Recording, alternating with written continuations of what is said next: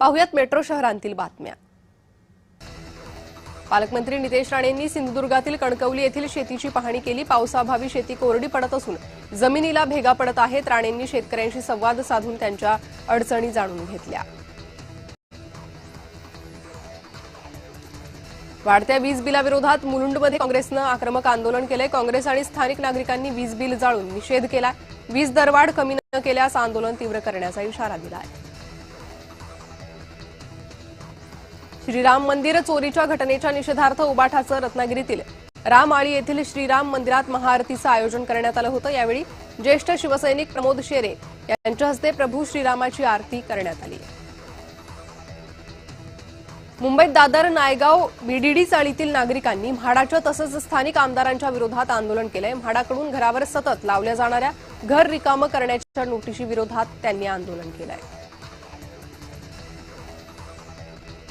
सीबीएसईनं राष्ट्रीय शैक्षणिक धोरण अंतर्गत इयत्ता 9वी पासून 3री भाषा सक्तीची करण्याच्या निर्णयावर सर्वोच्च न्यायालयानं चिंता व्यक्त केली आहे। सर्वोच्च न्यायालयानं अंतिम निर्णय दिलेला नसून या धोरणाबाबत पुढील सुनावणीत अधिक विचार केला जाईल।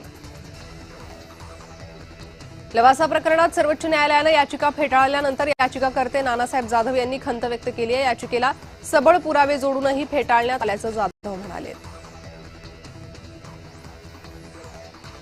राज्यातील कॅप्टिव्ह मार्केट योजना बंद करण्याचा महाराष्ट्र वस्त्रोद्योग विभागानं निर्णय घेतलाय।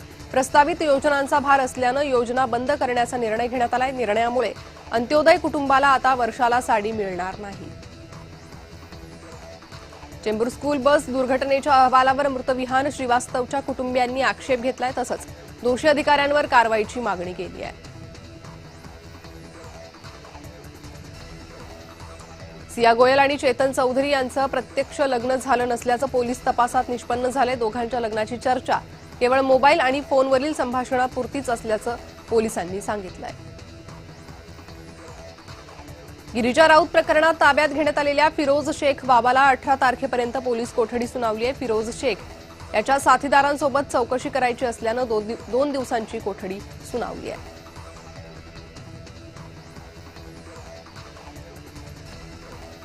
मुंबईच्या क्रॉफर्ड मार्केटमध्ये मेड इन पाकिस्तानचे सौंदर्य प्रसाधनं सापडली आहेत। भारत पाकिस्तान व्यापार बंद असताना तब्बल 12 लाखांचा माल पोलिसांना सापडलाय।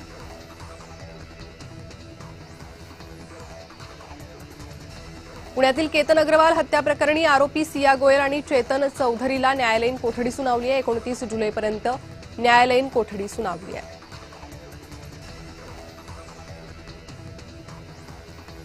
पश्चिम द्रुतगती मार्गावर 6 वाहनांचा भीषण अपघात झालाय। 5 चारचाकी आणि 1 बेस्ट बस एकमेकांना धडकल्याय। या अपघातात काही प्रवाशांना किरकोळ दुखापत झाली आहे।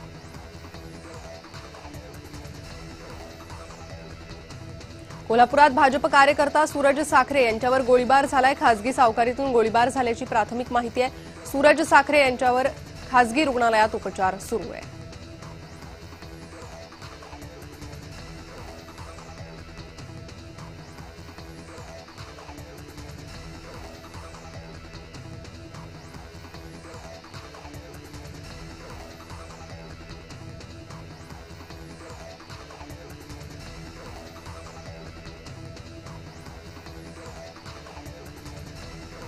नाशिकमध्ये भावली परिसरात पर्यटकांना मारहाण करून फरार असलेल्या मुख्य 3 संशयित आरोपींच्या पोलिसांनी मुसक्या आवळल्या।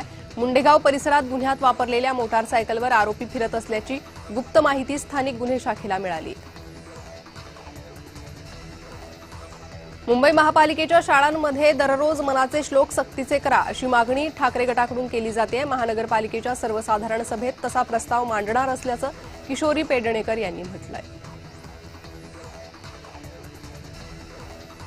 भिवंडी शहरातली अनधिकृत अतिक्रमणांवर पालिकेनं कारवाई केली आहे। अतिक्रमण विभाग प्रमुख समीर जावरे यांच्या नेतृत्वाखालील पथकानं ही कारवाई करत 2 गाळे जेसीबीच्या सहाय्यानं भुईसपाट केलेत।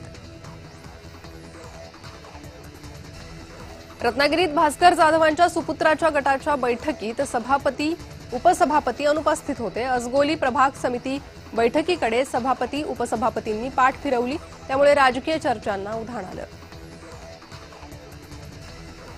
बिश्नोई गँगचं जळगाव कनेक्शन समोर आलंय। जळगाव जिल्ह्यातील बिश्नोईच्या संपर्कात असलेल्या 8 ते 10 तरुणांची पोलीस आणि एटीएस सखोल चौकशी करत असून त्यातून काही धक्कादायक माहिती समोर येण्याची शक्यता आहे।